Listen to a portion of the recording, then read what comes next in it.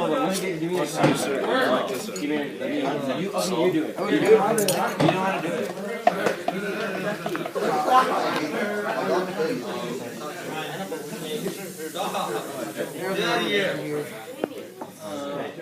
In the first part of our Rube Goldberg experiment, we inflated the balloon using baking soda and vinegar, and that inflated the balloon with CO2 gas, carbon dioxide. This was an exothermic reaction, a process that releases heat energy because it was spontaneous.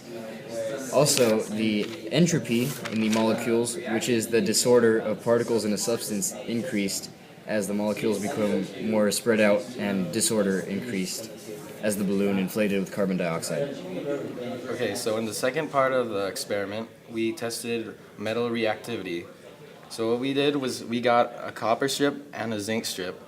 When added to copper chloride, they went through an oxidation-reduction reaction. So when the zinc strip was added, it went through oxidation, meaning that it was giving up electrons. And when the copper was added, it went through reduction, meaning that it received electrons. Go.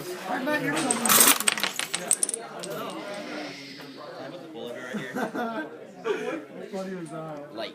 Oh my gosh, light. In the third part of our chapter challenge, we made a battery using the salt bridge. And for a solution to conduct electricity, it must have two particular things. It must have charged particles present, and those particles must be moving.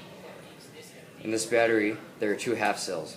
The zinc ions and electrons are produced at the anodes, and the copper ions and electrons are produced at the cathodes.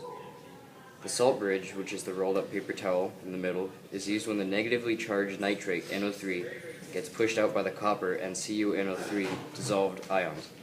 A salt bridge is a laboratory device used to connect the oxidation and reduction half cells of an electrochemical cell. It allows the excess negative ions to pass from the cathode to the anode. And this process just repeats itself and makes the battery recharged because the charged particles are able to move around through the water and through the salt bridge.